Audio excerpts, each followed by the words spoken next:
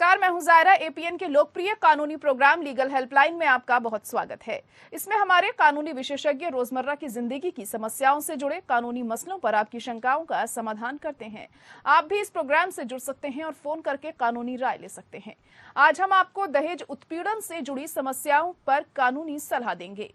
अगर कोई दहेज के लिए मानसिक या शारीरिक प्रताड़ना झेल रहा है तो वह हमें कानूनी सहायता के लिए संपर्क कर सकता है। आप फोन करके ये भी दहेज उत्पीड़न मामलों पर कानूनी जानकारी या सलाह भी हमसे ले सकते हैं।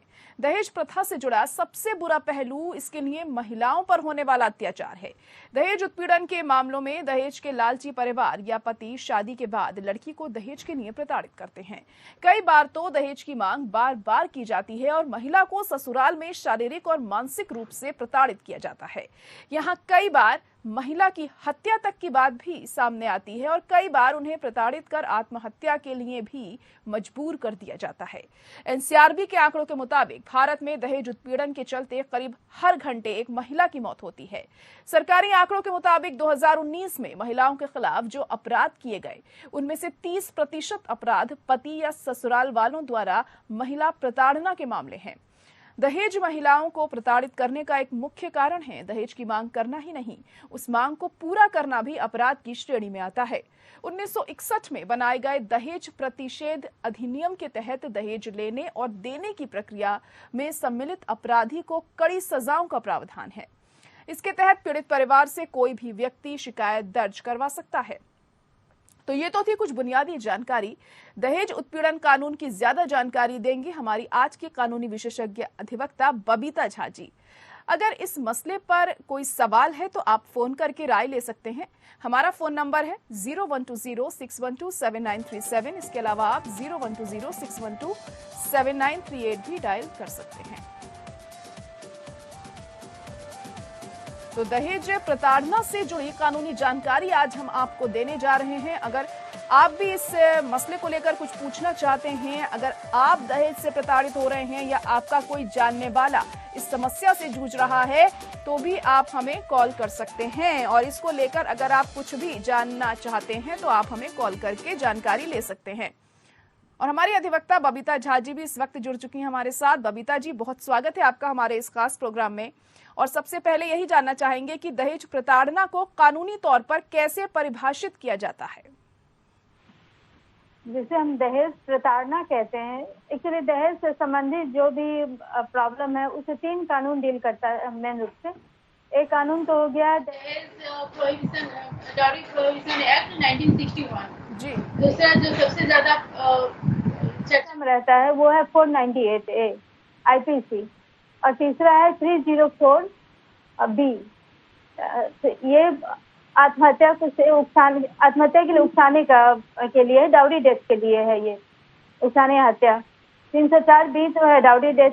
498 हो गया था जहाँ पर दहेज कानून जो है वो केवल दहेज को परिभाषित करता है, जो कि दहेज को लेना देना, दहेज देने और लेने के लिए उकसाना और दहेज की मांग करना, इन सबको ये बनाता है, एक अपराध बनाता है और उसके लिए सजा का प्रावधान करता है। लेकिन 498 जो है वो वहाँ पर दहेज शब्द यूज नहीं किया गया, डाउरी यूज नहीं किया गया है, अनलॉफुल डिमांड किया गया है। अनलॉफुल डिमांड की डाउरी भी है, इसलिए जिसे दहेज प्रताड़ना कहते हैं उसे मैं कानूनी रूप से 498 से परिभाषित माना जाएगा। हालांकि मैं फिर से रिपीट कर रही हूँ कि दहेज वर्ड यहाँ यूज नहीं है, अनलॉफुल डिमांड है, लेकिन दहेज अनलॉफुल है दहेज प्रोहिबिशन एक्ट से। तो कोई भी पति या पति के रिश्तेदारों द्वारा किया गया कोई भी ऐसा काम जो पत्नी को शरीर, जीवन या कोई भी अंग से उसको क्षति पहुंचाए, शारीरिक और मानसिक दोनों आ जाते हैं, उसको दहेज उत्पीड़न कहा जाएगा, हैरासमेंट कहा जाएगा, क्रूरता कहा जाएगा, क्रूरल्टी कही जाएगी। ये इसका डेफिनेशन है 498A के अनुसार। जी, तो दहेज प्रताड़ना होने पर कहां और शिकायत कैसे की जाए? क्योंकि अक्सर जो महिलाएं होती हैं दहेज से प्रताड़ित होती हैं, जिनके ससुराल वाले उन्हें परेशान करते हैं, वो आसानी से इस चीज की शिकायत नहीं करती हैं। ऐसे में उन्हें क्या कदम उठाना चाहिए और किस तरीके से इसकी शिकायत वो करें ताकि उन्हें इंसाफ मिल सके? देखिए, इसके लिए जो सबसे सिंपल तो है पुलिस के पास जाना। जी। पुलिस डायरेक्ट अब एफआईआर नहीं करती है, कुछ स्टेट में करती है, कुछ में नहीं करती है। जैसे दिल्ली है, वहाँ डायरेक्ट एफआईआर नहीं होता है, मोस्ट ऑफ स्टेट में नहीं होता है। पुलिस के अंदर में ही एक CW सेल कहते हैं, क्राइम अगेंस्ट वीमेन, उसका सेल बना होता है। उसमें उनका जो पहले कोशिश किया जाता है, वो कंप्लेंट वहाँ जाती है, वहाँ दोनों पार्टी को बुलाते हैं, पहले काउंसलिंग करते हैं, जो भी डाउरी के में दिया गया आर्टिकल्स है उसकी लिस्ट बनाते हैं। जब वहाँ काउंसलिंग के बाद लगता है कि अब स्थिति नहीं सुधर सकती है, तो फिर इसके आगे के लिए वो फिर भेजते हैं, तब एफआईआर करते हैं, फिर प्रोसीडिंग शुरू होती है, जो क्रिमिनल लॉ की होती है वो प्रोसीडिंग शुरू होती है। जी। तो एक तो आपका है कि पुलिस जाए जहाँ भी आप रहते हैं। अब इसके अलावा दूसरे जहाँ क्राइम होता है, नॉर्मल क्राइम में, वहाँ कंप्लेन करना होता है।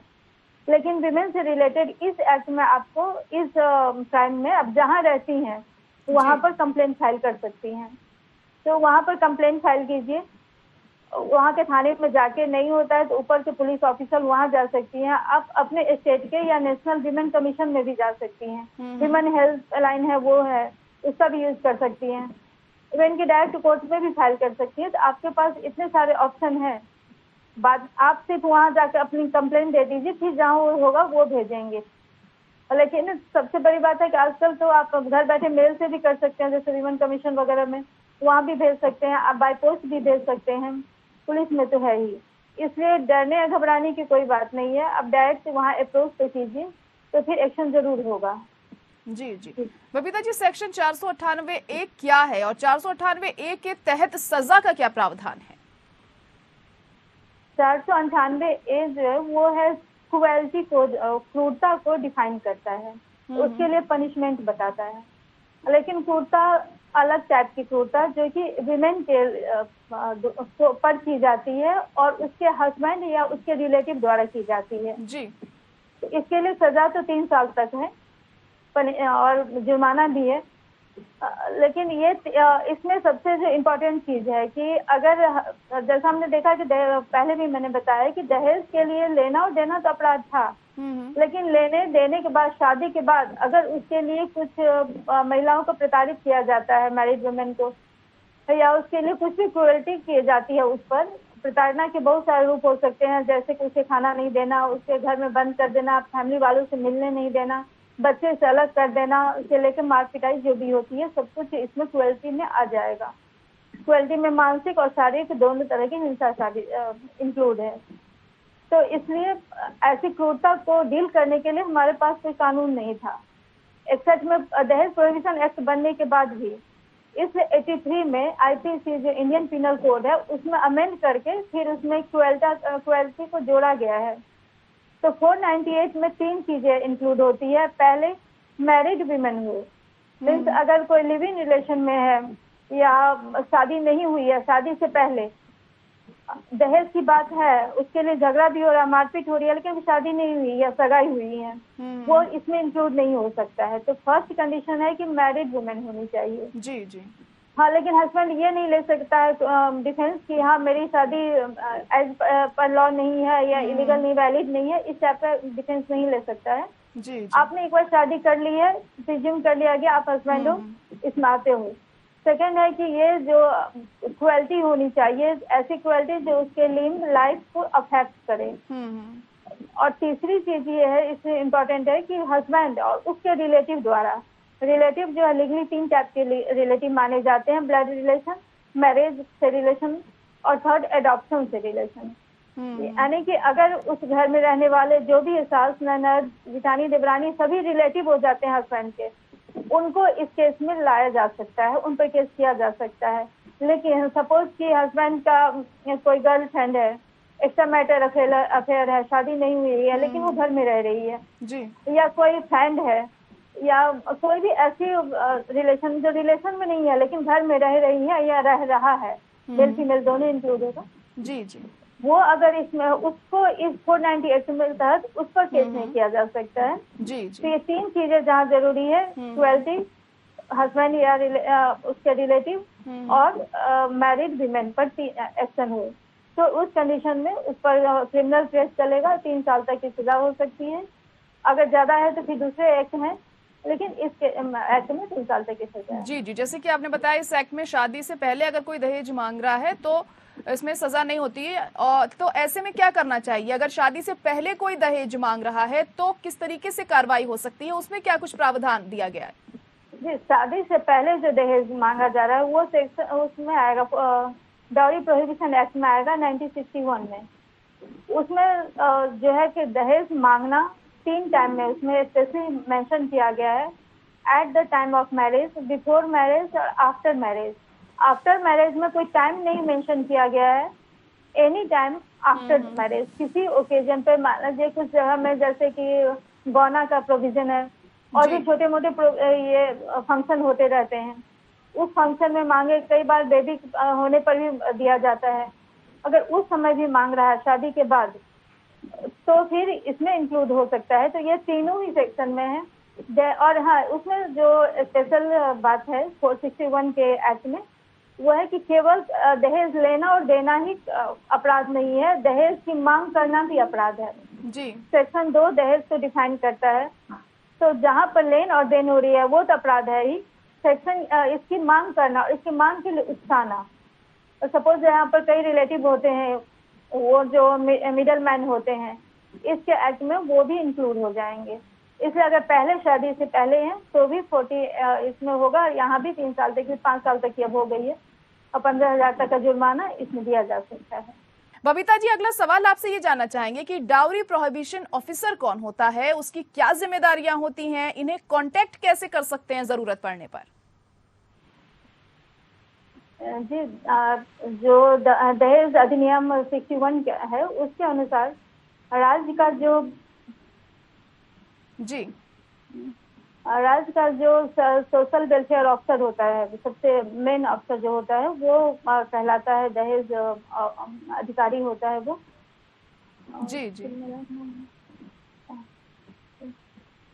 हाँ, इसमें बाद में कई अमेंडमेंट भी हुए हैं। अभी का जो कंडीशन है, हाँ, तो अभी के कंडीशन के हिसाब से जो राज्य स्तर पर, लोकल लेवल पर, राज्य और डिस्ट्रिक्ट लेवल पर, दोनों लेवल पर जो कि जिला के जो वेलफेयर ऑफिसर होते हैं उन्हीं को ये दिया गया है।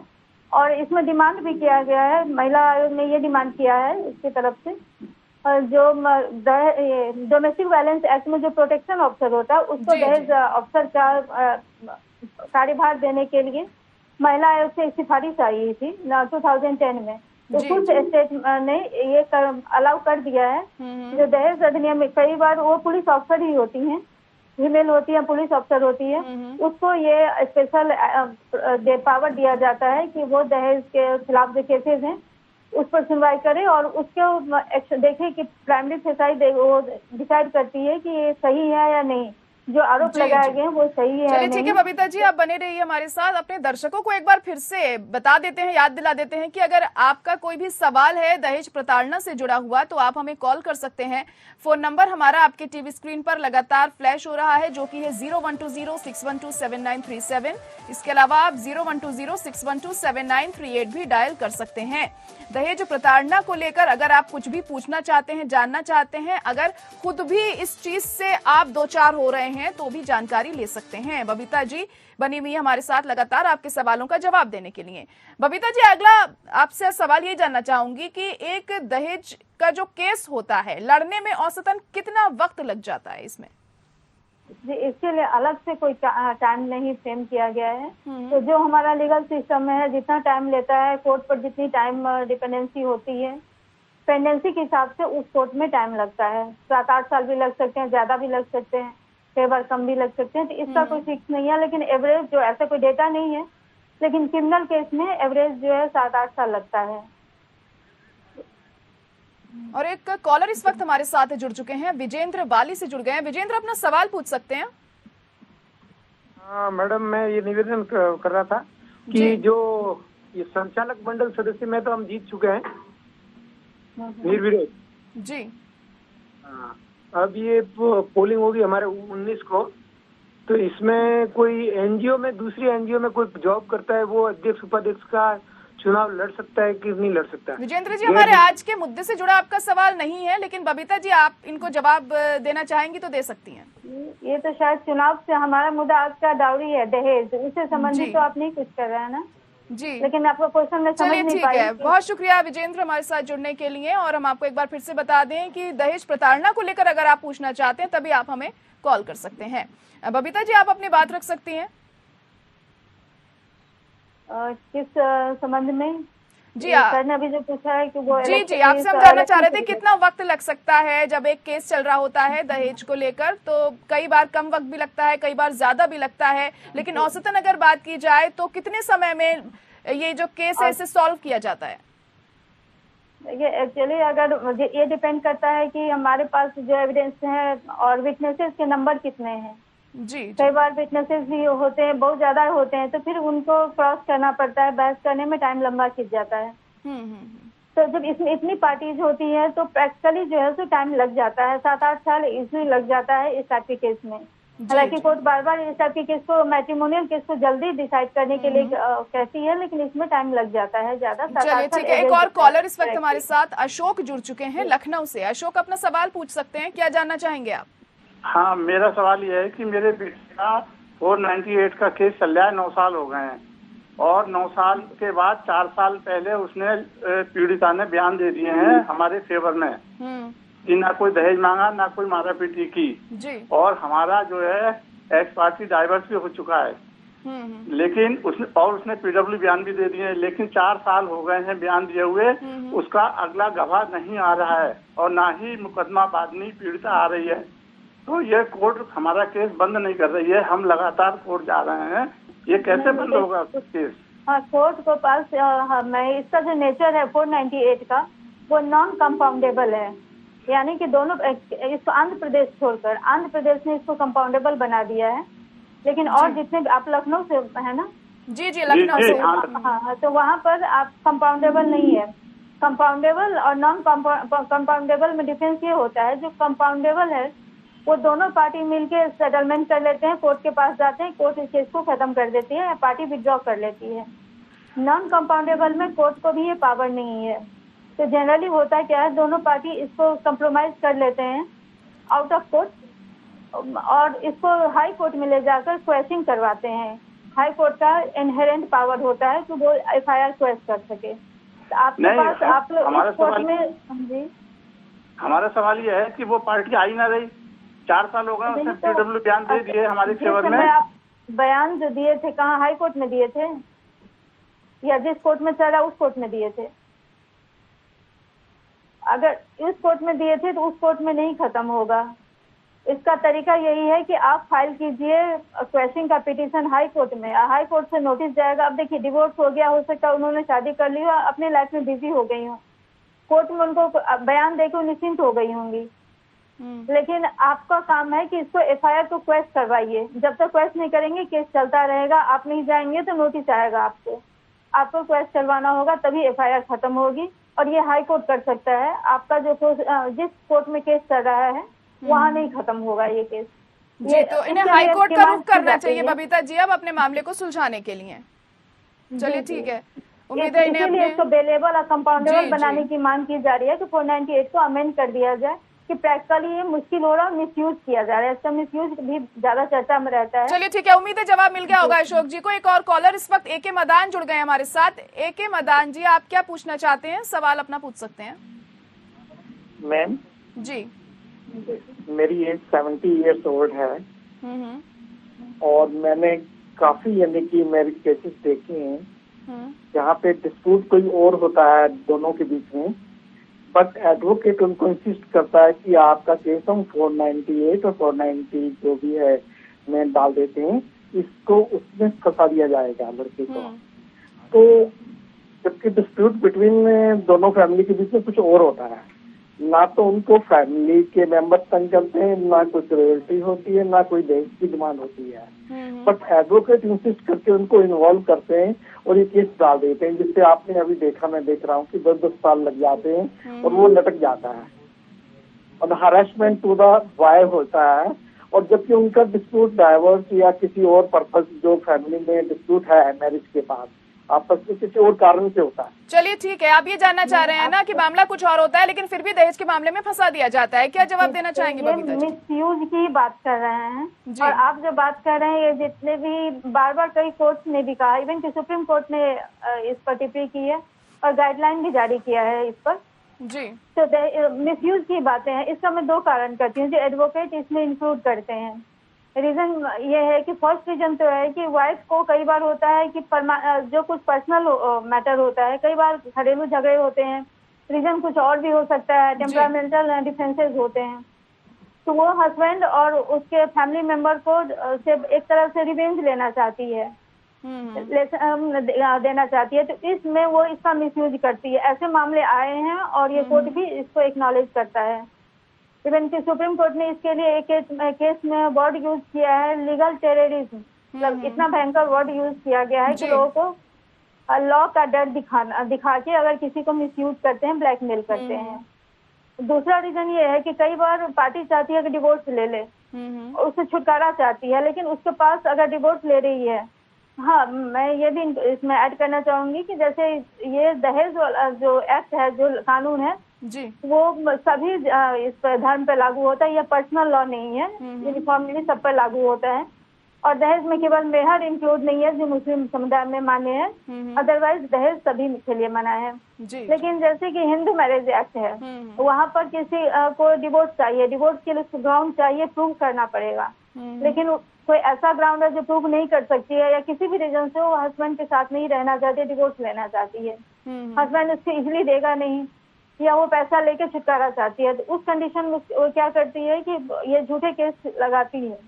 ये लॉ का मिसयूज है, मैं कह रही हूँ, यूज ही बहुत सारे हैं, लेकिन हाँ तो एडवोकेट कई बार हो सकता है ये गलत जी, सही बात है, कई बार मिसयूज इसका किया जाता है जो नहीं करना चाहिए, गलत है जाहिर तौर पर। उम्मीद है मदान जी को भी जवाब मिल गया होगा। होके हस्बैंड को डिवोर्स दे देता है, इस टाइप का काम करते हैं। चलिए ठीक है, बहुत शुक्रिया बबीता जी आपका भी हमारे साथ जुड़ने के लिए, बहुत अहम जानकारी आपने दी हमारे दर्शकों को दहेज प्रताड़ना से जुड़ी हुई। और इसी के साथ लीगल हेल्पलाइन में आज के लिए इतना ही, मुझे दीजिए इजाजत, नमस्कार।